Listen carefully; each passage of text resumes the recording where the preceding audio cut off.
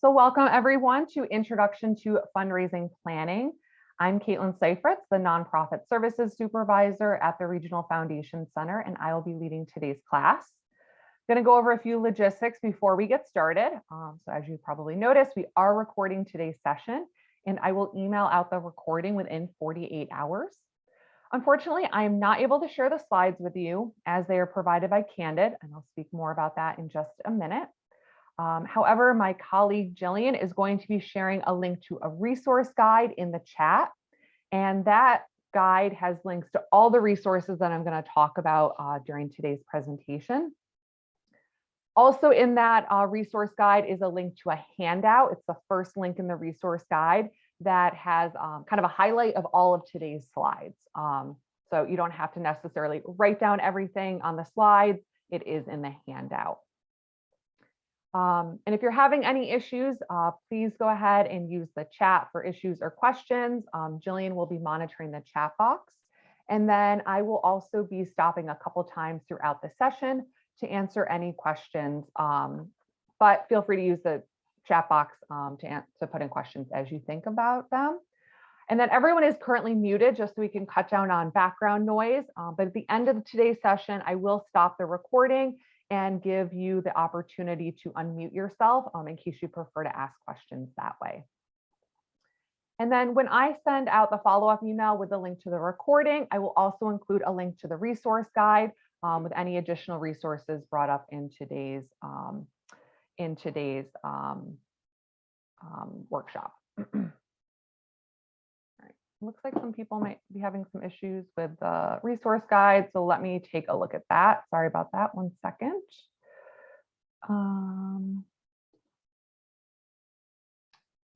Sorry, forgot to change a setting. Okay, go ahead and refresh the page. It should work now. I do apologize for that. Let me know if you're still having issues though.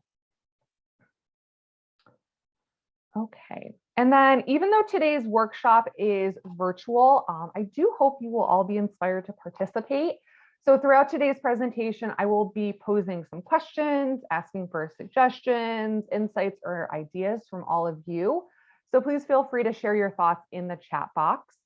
We are also going to be doing 2 activities to help reinforce what we will be talking about today. And for anyone who is now quietly freaking out right now about the thought of participating or an activity, please don't leave. These activities will be done individually and you can optionally share with the group if you would like to. And then lastly, at the end of today's session, we will be providing a link to a survey. And we would really love to hear your feedback on today's workshop, as well as any other workshops you'd like to see the Regional Foundation Center present. And then for anyone who is joining us today for the first time, I did want to give you a little bit more information about who we are and what we do. The Regional Foundation Center has been serving Philly's nonprofit community for almost 50 years. And we do that by providing access to high quality research databases, one-on-one research appointments, and then free workshops. So our appointments and workshops are still virtual as things are starting to open up a little bit more. However, our space has reopened. We reopened back, I guess it was the end of August now. So if you're interested in checking out our space, I definitely welcome you to visit us. We are located at the Parkway Central Library on the ground floor within the Business Resource and Innovation Center, or the BRIC as we like to call it. And the BRIC is pictured on the screen here. We are a space that serves entrepreneurs, nonprofit professionals, job seekers, and inventors. So our space offers comfortable furniture, free Wi-Fi, and we also have meeting rooms that you can reserve. So we're currently open Monday to Friday, 9 a.m. to 5 p.m. So if you're looking for a change of scenery from your home office or cubicle, I hope you'll come in, visit our space, and stop by and say hi. So many of you may have heard of Foundation Center or GuideStar in the past. So these 2 organizations merged in February of 2019 to create a new organization called Candid. As leaders in the world of philanthropic data, the merger of these 2 organizations means even more data being collected on the philanthropic sector. So what does this have to do with the Regional Foundation Center? Well, we are part of Candid's Funding Information Network. a network of libraries, community foundations, and nonprofit resource centers across the globe where you can access databases, print materials, and free classes. So we get our materials for our intro classes from Candid, which is why I'm not able to share the slides with you. But as a reminder, the first link in your resource guide contains a handout with all the highlights from the slides.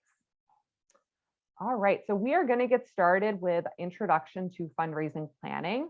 And the first thing I'm going to do is I'm just going to launch a poll question to kind of get a sense of where you all are with your fundraising plan. So I'm curious if your organization currently has a fundraising plan. So the options are yes, yes, but it needs to be updated. Nope, that's why I'm here, and maybe. So go ahead and choose the response that best describes your current fundraising plan at your organization.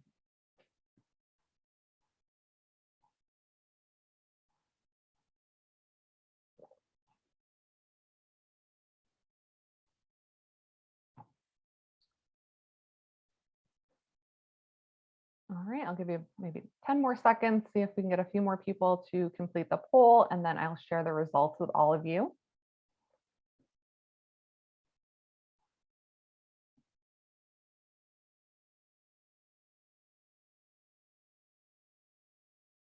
All right, so I'm going to go ahead and end the poll and share the results so you can all see kind of where everyone else on the call is. All right, so it looks like we kind of have a tie between yes, but it needs updated, and nope, that's why I'm here. And then we have a few people who are a little unsure, and then we have one person who does have a fundraising plan, so congratulations. But there's definitely something for everyone during today's class. So I have one more question for you before we kind of get things started. So for this one, you're just going to use the chat box. So I'm curious to know what you already know about fundraising planning or plans. So go ahead and share in the chat something you know about fundraising plans or fundraising planning. And if this is a totally new topic for you, then go ahead and share a few things that you hope to learn today. So I'll give you a few moments to use the chat box to answer that question.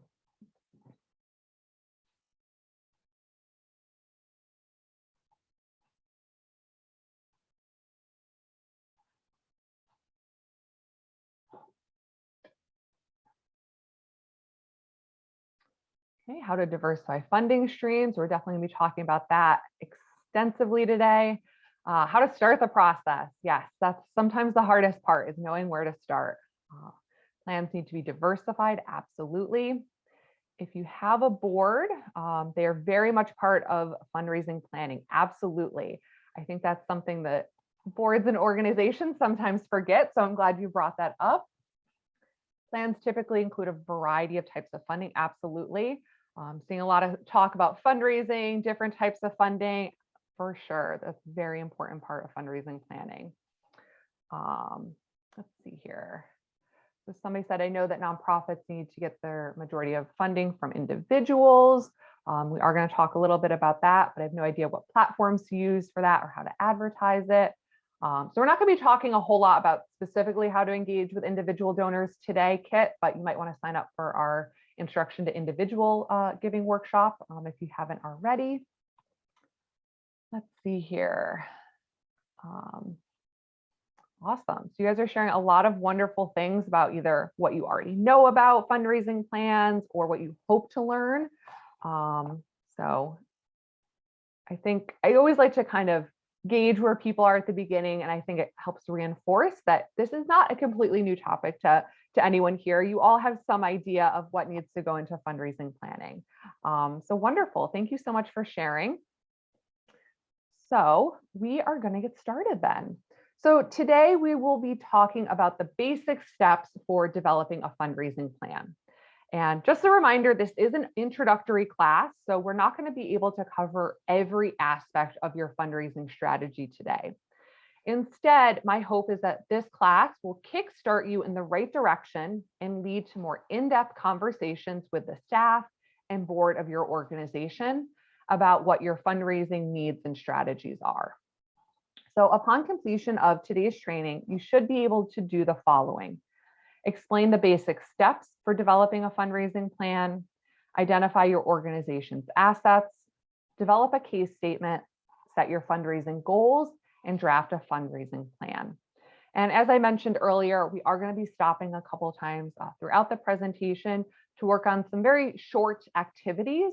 Again, I want to help reinforce what we're talking about today and then get you started working on something so that when you leave today's workshop, you kind of already have some things written down, some ideas that you want to take back to your organization.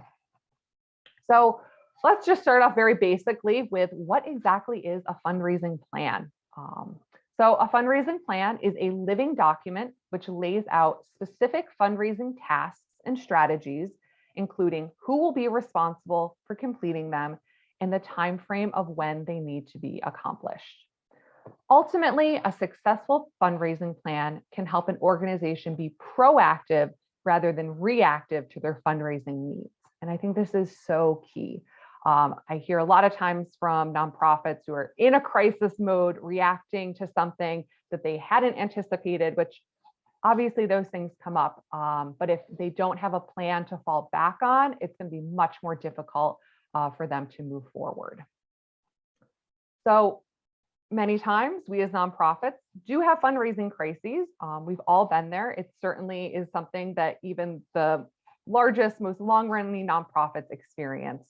But a fundraising plan will serve as a roadmap that will help you get you from where you are to where you want to be. So why is fundraising planning important? And you already brought up some of these things when I asked you what you already knew about fundraising plans. But fundraising planning is a critical activity for your organization's success. Planning is going to focus your organization by setting fundraising priorities and helps give your staff, board, and volunteers an understanding of the big picture, the organization's funding needs, and how you plan to meet those needs. It is the whole staff's responsibility to understand the plan and their role in the process. Keep in mind that fundraising is definitely a team sport. Another reason having a fundraising plan is important is for board involvement, which again came up earlier when you shared your thoughts in the chat. But having an agreed upon plan strengthens board commitment and involvement with the program's fundraising goals. Involving the board in the process will help you get their buy-in. And when people are included in the process, they are much more likely to want to see it succeed. And having a plan is also key to having a diversified fundraising plan, which prevents organizations from becoming over-dependent on one source. And again, a number of you mentioned the importance on diversified funding streams earlier. So most fundraising plans fall into a fiscal year or a calendar year, and they can take months to put together. This is not something that one person sits down and writes in an hour. It'll be the executive director and board's responsibility to approve the plan and the staff and board's responsibility to implement the plan. Therefore, it may be appropriate to have a team consisting of your leadership, program and financial staff involved in the planning process. This may depend on the size and structure of your organization, of course, but it's critical that your board and senior staff have ownership in your fundraising plan. So buy-in from the beginning is important. More likely than not, your plan will go through a few edits, and it may be helpful to share drafts with your staff and board to solicit feedback. You want to keep in mind that your plan should be formulated and approved several months prior to the beginning of your fiscal or calendar year. The bottom line is that no board or staff member should be given the finalized and approved plan and told to implement it having never seen it before. So how does an organization start a fundraising plan? I know that's something a few of you mentioned earlier. So the rest of the presentation is laid out by focusing on 6 steps for the fundraising process. And those 6 steps are: identify your assets, develop a case statement, set your goals, create an action plan, implement your plan, and then evaluate your plan. So we're going to talk about each of these steps in more detail. And all of these steps are included in that handout in your resource guide.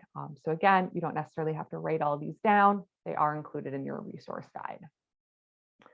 But before we dig into each step of the fundraising plan, I want to take a moment to share two important pie charts that will provide some context for you as you think about your nonprofit's revenue compared to trends across the nonprofit sector.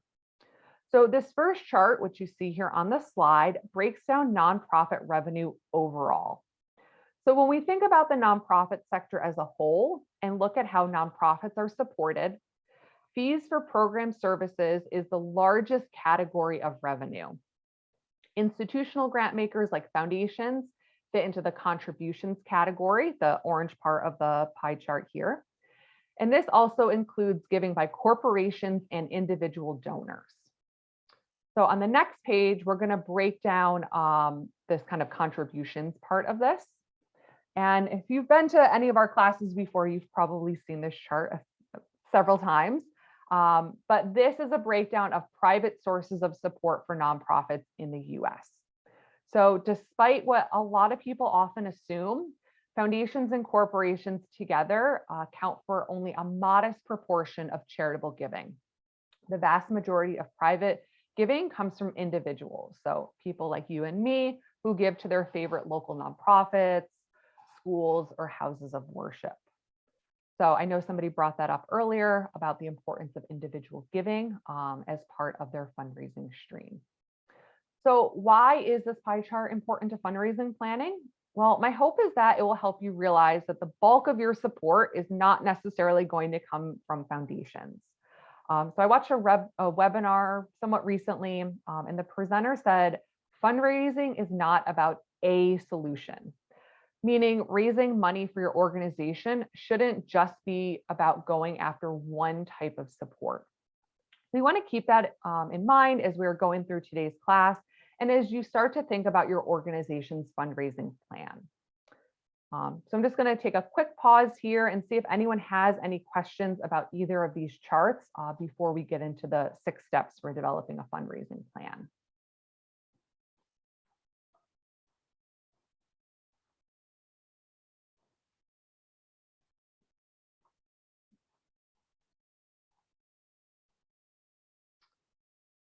All right, then I think if there's no questions, we will move on to the 6 steps.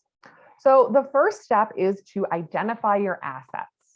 So here you're going to want to ask yourself, what are my current organizational strengths? And what makes my organization appealing to potential funders or donors? So when we think about organizational strengths, what comes to mind?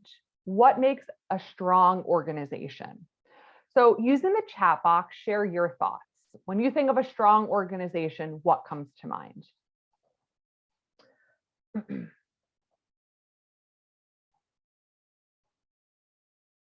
Creative programming. That's a good one, sure.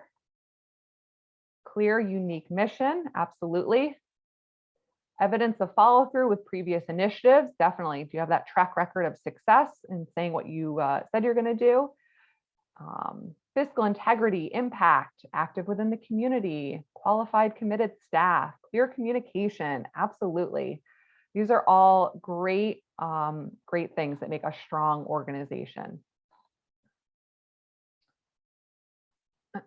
Experienced staff, mission-driven programming, documented impact, absolutely. So you all kind of hit on a lot of the kind of examples that I would have come up with. Here's a couple more. Again, I think we hit on a lot of these, but compelling mission, large public base of support, maybe you have name recognition, that oftentimes helps. Well-connected staff and board, maybe you have a great facility, or maybe you have a high traffic website.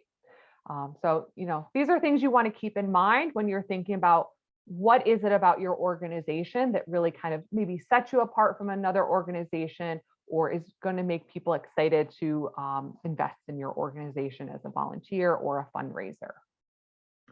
So if you haven't done this already, a really good way to assess your strengths and weaknesses is by conducting a SWOT analysis. So conducting a SWOT analysis will not only help you identify your strengths, so the things that you do really well, but it will also help you identify where you might need additional funding or where your weaknesses or threats are, which can turn into funding opportunities. So your resource guide contains some links to a SWOT analysis, a template, and some worksheets. And there's lots of really great examples out there on the internet. If you just Google like nonprofit SWOT analysis, you can probably even Google the type of organization you are, like human services organization SWOT analysis. And you'll get a lot of really great examples and information on how to conduct one. On the screen here, though, is an example that is included in your resource guide. So one side of it is an example, and then the other side is just a blank document. So I know sometimes it can be helpful to see examples before diving into one of these activities yourself. But has anyone conducted a SWOT analysis for their organization? Feel free to share in the chat if you found it helpful or if you uncovered anything interesting from doing a SWOT analysis.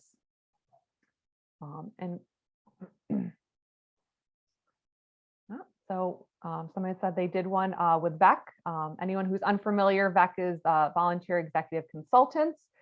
They provide free consulting sessions to nonprofit organizations, and we host them once a month at the Regional Foundation Center. And Barbara shared that they're super helpful, especially for a young organization. Absolutely. Wonderful. Anyone else have experience with a SWOT analysis? So Paul shared we've done them. The follow through is challenging. I think you bring up an interesting point.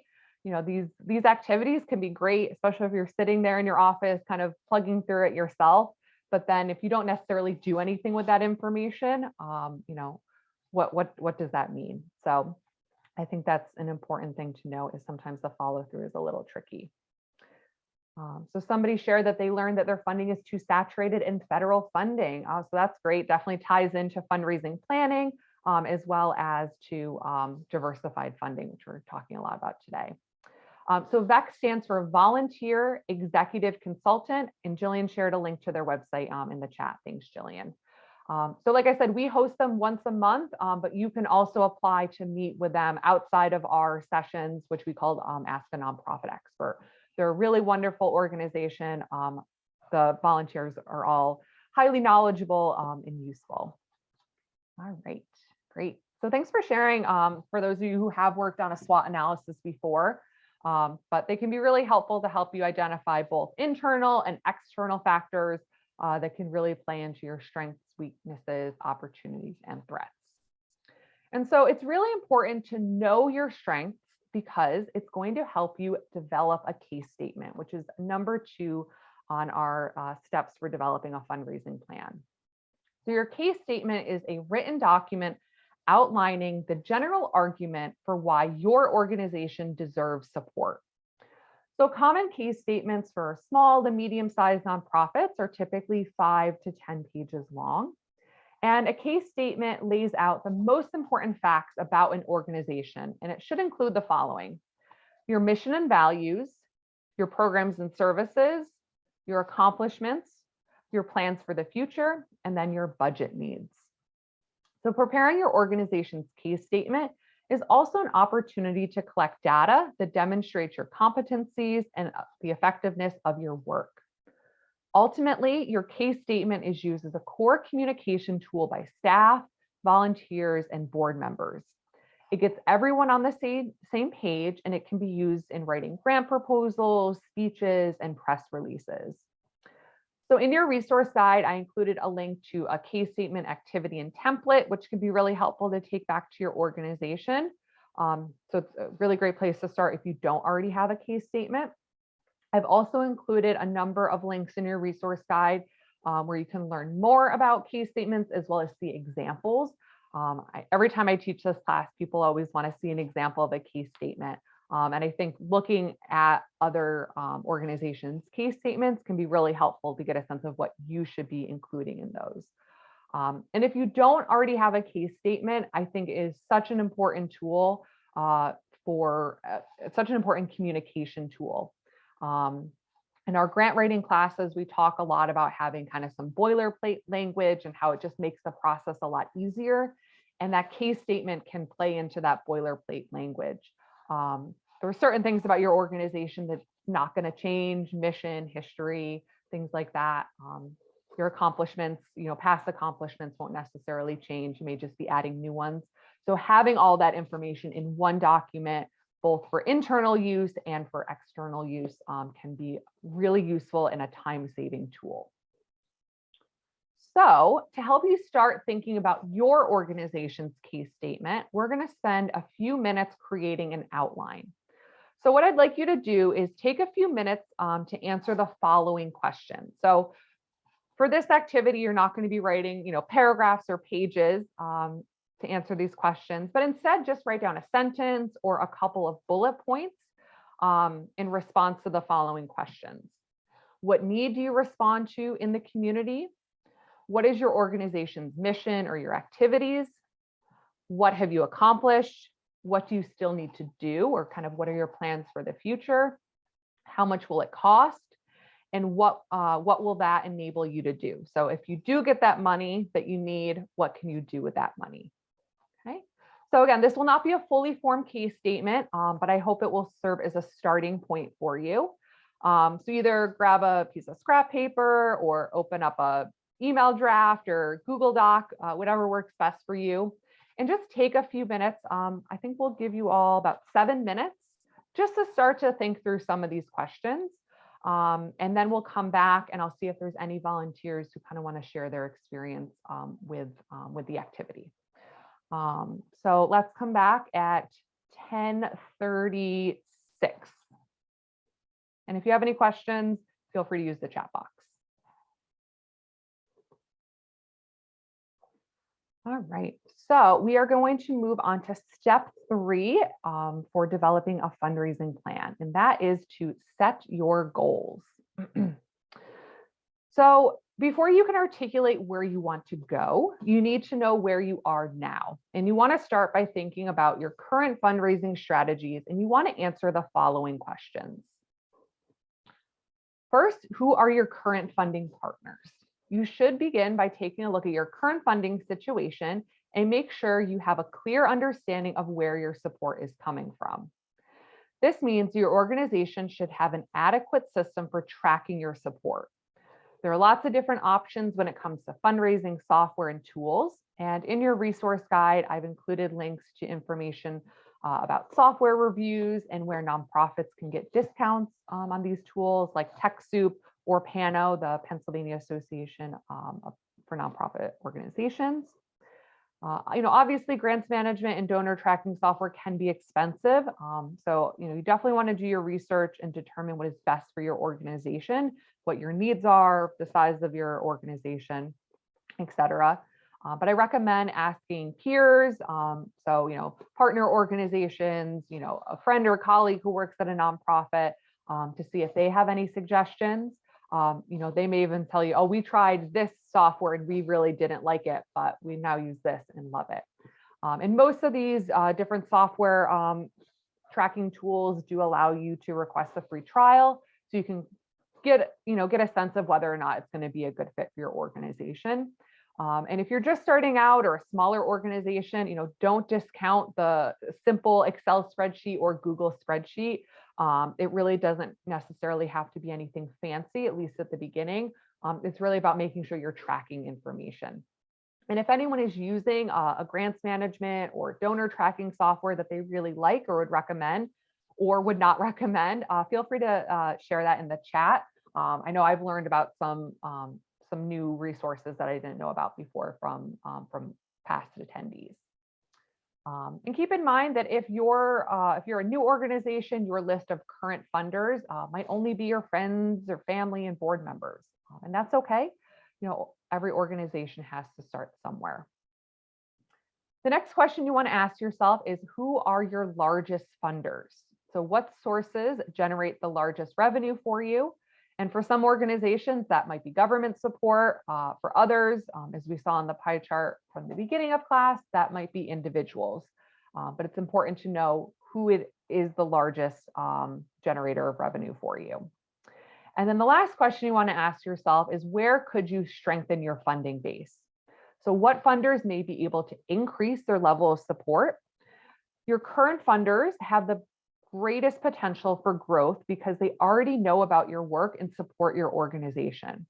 So it's important to think about how you can not only maintain their current level of support, but grow and steward these relationships to pave the way for increased funding. I think this is something people often forget about, is turning towards their current donors or funders when they do need support. So definitely keep that in mind as you're thinking through who your current funders are and where you could strengthen your funding base. And then in your resource guide, I've shared a link to a grants research planning tool, which I think might be useful for some of you. It has 3 tabs on it. One is a calendar, so you can kind of map out, what your grant strategy looks like, who's responsible, what the response was, things like that. Another tab in that spreadsheet is a grant research template. That way you can kind of keep track of all the information you're doing on funders that you're researching. I think this is really important, especially if you're the only one kind of doing this research, and if you get another job, win the lottery, that when you leave the organization, all of that hard work that you've done is in one place. So there's some really great kind of tools out there that you can use to just track this information. I did include a link in your resource guide to one, and again, it doesn't have to be anything fancy. This is just a simple Google spreadsheet.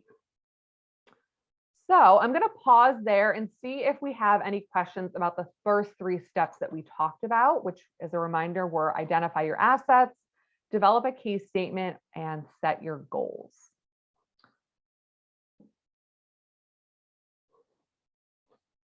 And somebody shared in the chat that they use Network for Good as their tracking software.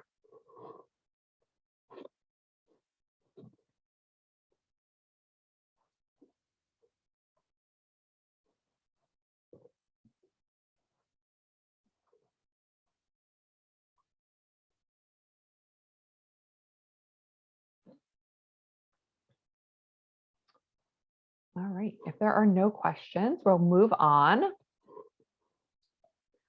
So once you've set your goals and you kind of know where you are, you can determine where you need to go and how to get there. So many of you have probably heard the phrase. I know you've heard the phrase because it's already kind of come up a few times already today, but that phrase is diversify your funding base. So what do we mean by that? We just mean that, like the saying, don't put all your eggs in one basket. You want to put your eggs in many different baskets. Same thing when it comes to your fundraising strategy. You can also think about this river here on the screen as your organization, with all these little streams feeding into the river. Implementing different fundraising strategies lessens the possibility of the river drying out if the flow from one income source or one stream begins to slow down or is suddenly eliminated. So for example, if your organization only receives government support and the government support ends, what will happen to your organization? So I know somebody mentioned earlier that when they were doing a SWOT analysis, they realized they were relying too heavily on federal funding. So they may have found that if that federal funding ceased to exist, their organization would be in trouble. So just like we saw on the pie chart at the beginning of the class, foundations are only one current or potential revenue stream. So you really want to think about all the different streams that could feed into your river. So here is an example of what your organization streams may be. Maybe you're getting foundation grants, you're getting support from individual donors, and then you also have some government funding as well. And each organization is different, so your revenue streams are going to be different. So what one organization is doing is not necessarily what another organization will be doing. So foundations, individual giving, government funding, those are kind of some of the big 3 sources of revenue. But where else could your organization receive funding from, or where is your organization currently receiving funding from? So go ahead and share in the chat some other examples of where an organization may get funding from.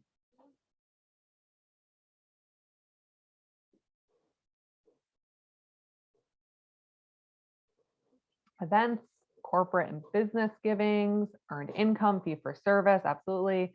Educational tax credits, partner organizations, a couple more chiming in with events, corporate matching. Yes, absolutely. In-kind donations. Yes, that's a big one. Yeah, so you all, hit on a lot of the other kind of big ones. Crowdfunding might also be another one that kind of plays into individual giving. And then, kind of the two other big ones that have already been talked about, corporate giving and individual donors. We have two separate classes on that in the coming weeks. So if you're interested in learning more about how to engage with those types of funding, definitely check out those classes as well. But either way, the key takeaway here is that a strong river means a strong organization. So the more diverse your funding sources, the more stable your organization will be. So as you continue to think about how diverse your organization's funding streams are, you'll want to determine the following. First, which funders could provide you with the most long-term security? So basically, what sources are going to be the most reliable? So consider how likely they will be to renew or increase their support over time. So in the case of foundations, a lot of times funders will give you a grant for 1 year and then say you'll have to take a year off. I do know that there is a little bit of a push for more foundations to provide multi-year support for nonprofits. So hopefully we'll start to see more of that, in which case, that would give you some more long-term security. Another question you'll want to ask yourself is what additional funders or streams might you be able to add to your funding mix? So who should be funding your organization but is not currently? Consider all possible sources or streams and determine what is feasible for your organization based on your mission, geographic focus, and population served. Think through your programs and services and how they affect the larger community. So for example, if your organization runs an after-school program for teens, who in the community might be affected by this program and may be interested in supporting it? So go ahead and use the chat box. Who in the community might be interested in supporting an after-school program for teens?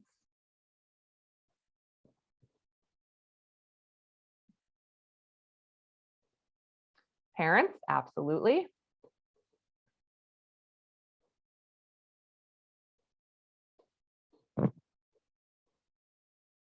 Police, DA's office, yep.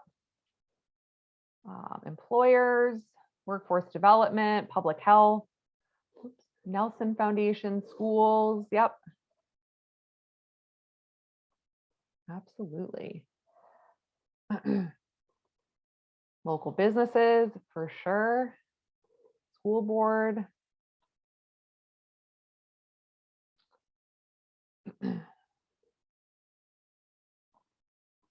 Yeah. So a couple other ones that weren't mentioned that you might want to think about are community organizations or other organizations in the area. Recreational facilities is a good example. Another one that hasn't been mentioned yet really is elected officials. So city council members, state representatives, et cetera. Thinking about who wants to see your organization and these teens succeed, who would be invested in the neighborhood. So kind of, taking a minute to think beyond the traditional, who it is we serve. Funders are going to be interested in funding this. So thinking about who else might be interested in seeing this succeed can be an important opportunity to think about those external things that could improve your organization. And then the last question you want to ask yourself is how much time and money will it take to secure additional funding partners? And this one's really important. I know so far we've been talking about, oh yeah, just go find another funder, just go work with more individual donors. But at the end of the day, you really do have to be realistic and evaluate the revenue potential, costs, and time it will take to pursue and secure new funding streams. And this will help you determine where to focus your efforts. So for example, I know, some people mentioned adding events to their funding mix. Anyone who's put on events at their organization know that they can often be very time consuming. So you have to think about whether or not the time that you're putting, the money you're putting into it is worth the end goal. All right, number 4 on our list is create an action plan. So a fundraising action plan sounds more daunting than it actually is, but really it's just where you do the following. Set a goal for each revenue strategy or stream. So you want to think through the details of the who, when, what, where, and how. And then you want to create a chart, a timetable, or a narrative description outlining the details. So we're going to take a look at an example here. So let's say our goal is to raise $60,000 in foundation grants by the end of the calendar year. Starting at the beginning of the year, the first task is for the development staff. They're going to research potential prospects using Foundation Directory Online. This work is going to take place in January and February. Based on our research, we'll need to determine how many possible prospects we have to approach and the appropriate ask amount. Based on our research, we can determine if the grant maker has supported similar organizations or programs in the past, and what organizations they supported and how much they gave to those organizations. Then we'll know how much to ask from each prospect. So based on our research, we can determine whether a realistic goal is to obtain 2 grants at $30,000, 3 grants at $20,000, 5 grants at $12,000, or 6 grants at $10,000. However, to reach that goal, you're going to need to approach at least 3 times as many funders. Why? Well, we estimate that 1 out of 3 proposals are funded. So we're going to want to submit that many proposals in order for the odds to be in our favor. Now, I know we're just talking about an example here, but as you're coming up with these goals, you need to make sure your organization has the time and capacity to do what you say you're going to do. So for some organizations, it might not be feasible to submit 12 grant proposals in 4 months. So you also want to keep in mind that you're working with funders, deadlines, and timelines as well. So the next step in our example here would be to have the board and staff review the list of prospects in hopes of finding a connection that will help us get a foot in the door. And we'll want to complete this task by March. So this is kind of the start of an action plan. It's nothing crazy or drawn out, but there's a specific goal listed, there's specific steps listed, who's going to do it, and when they're going to do it. So now it's your turn to start thinking about your action plan. So Jillian is going to share a handout in the chat called Assessing Your Fundraising Strategy. If you download this as a PDF, it should be editable, but just as how it lives in Google Drive, you're not able to edit it. That's fine. For today's purposes, you can just kind of jot down notes. But what you're going to do is you're going to look through the different areas of support and pick one category. So individuals, foundations, businesses and corporations, government grants, or earned income. So think through those 5 sources of support and decide which of those has a good chance of supporting your organization. Once you've chosen the source, you want to determine what your source goal is, so how much you're hoping to raise from that source. And then what you're going to do is list possible strategies for engaging with this source. You're then going to list 3 specific action steps to help you implement your strategies. So remember that your action steps should include who will do the work and when. So here is a very simple example that I put together.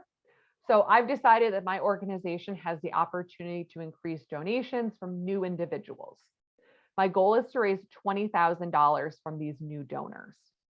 My strategies are to have each board member identify 5 potential new donors. I will then research those names using donor search at the Regional Foundation Center.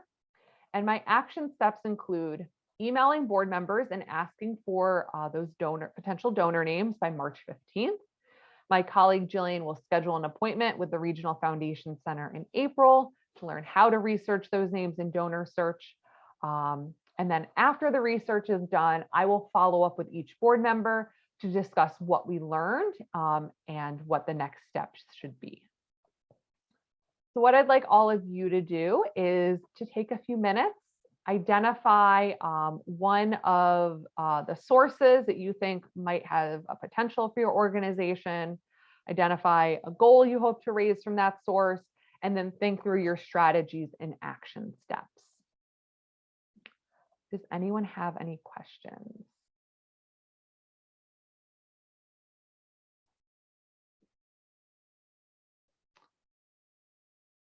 All right, so what we'll do is I'll give you another 7 minutes. We can come back at 11:06, and then we will kind of discuss the activity. And if you have any questions, feel free to put those in the chat. Step. So the next step is number 5, which is to implement your plan. So this takes up the least amount of time in our presentation because unfortunately, this is not something I can help you with. This is something that really falls onto you and your organization and actually getting out there and implementing your plan. But you want to make sure that when you implement your action plan, you want to make sure that you're checking in regularly with the board and at staff meetings, and you want to make sure that you're on track. So, this is your fundraising plan is not something that you create and then you never look at again. So I'm sure in some cases, especially anyone who said that they have a fundraising plan but it needs to be updated, that may have happened to you. It was written, put in a drawer, and forgotten about. But you should really view this as a living document. And keep in mind that you can and should revise and adjust as you're going through your fiscal year, thinking about what's working and what's not working, and don't just say, oh, well, I guess we're not going to meet our goal this year. Think about what you can change, what adaptations you can make so that maybe you can either actually reach that goal, or you can say, you know what, we're not going to reach this goal. What can we do instead? So really important part of the implementing your plan is just kind of keeping up with it, checking in with it periodically. And then our last step is evaluating the plan. And this, you're going to be kind of doing this as you're implementing the plan, but you really want to know, was the plan successful? So what worked, what didn't work, and learn from those lessons, learn from the mistakes or the strengths, the things that did work, so that you can apply it to future fundraising plans. And most importantly, you want to ask yourself, was the money raised worth the expenditure of time and effort? So again, thinking about, all the staff time, money, resources, whatever it was that went into engaging with these different sources of support, was it worth it in the long run? So by evaluating the plan, it's going to really lay the groundwork for next year's plan. And sometimes you will say, yes, it was worth the effort and resources, but other times you may say no, and then that's totally fine. You've learned a valuable lesson, and you can, think through what you might change for next year. So if we look back at our sample that we talked about earlier, we're going to want to add reviewing our pending and confirmed requests to make sure that we're on track. We're going to want to do that in June so that we have a full 6 months to revise our strategy if needed, maybe get a few more proposals out if we don't think we're on target. And then, like I just said, we want to give ourselves time to revise the plan as necessary based on our results. So that concludes our 6 steps. However, I do want to spend a moment talking about GuideStar. So one way to build out your fundraising plan is by using your GuideStar profile. So I'll explain how easy this is to do in just a moment.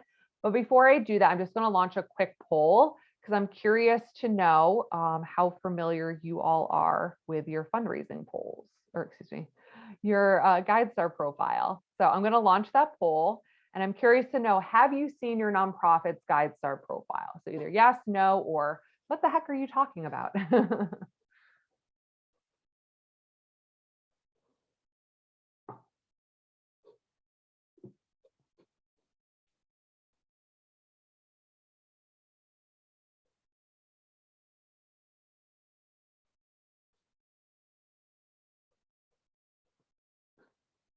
All right, I'll give you about 10 more seconds, see if we can get a few more people to respond to the poll. All right, so I'm going to go ahead and end the poll and share the results. All right, so it looks like we're pretty evenly dispersed with 38% saying yes, you have seen your GuideStar profile, 29% have said no, and 33% are curious to know what a GuideStar profile is. So I'm going to tell you more about that and how it could, help you with your fundraising plan. So, as we've talked about, your fundraising plan should be a comprehensive strategy. And to build on what we've already learned, claiming and updating your nonprofit profile on GuideStar is a free tool that you should have in your toolbox when it comes to fundraising planning. It's a really great way to share information about your mission and work with millions of potential donors and funders and volunteers. So nonprofits are required to file annual tax information called the 990. So some of you are probably familiar with this. So if your organization has filed at least one 990 in the past, then you are most likely in GuideStar. So any organization with 501c3 status that's filed a 990 is automatically included in GuideStar. What a lot of people don't realize, though, is that nonprofits can claim their profile, and then they can use the profile as a fundraising tool. So by doing so, you can control the narrative of your IRS data and provide a fuller, more robust, publicly available snapshot of your nonprofit organization. So as you complete your profile, you can earn seals of transparency, which indicate that you have key information on your nonprofit profile. When you earn a seal of transparency, you provide context for the IRS information already in your organization's profile, and you give potential donors and funders better insight into your work. You're also going to stand out from other nonprofits in the database. So if your organization does not have one of the seals of approval, or seals of transparency, if somebody did a search for human service organizations in Philadelphia, and if your organization doesn't have a seal, you're going to be way down at the bottom of the list. So to earn a seal, all you have to do is claim your organization's profile and complete the required fields. So the amount of information you provide determines which of the 4 seals you can earn. So for anyone who has claimed their organization's profile and earned a seal in the past, they do have new seals of transparency out for 2022. So if you haven't logged into your account this year, I recommend doing that just to make sure everything is up to date and seeing if you can, maybe earn another seal of transparency. But here are the 4 levels. So the first is bronze, which you earn by sharing your mission and basic contact information so that donors can find you. Next is silver, which you earn by providing programs information and brand details.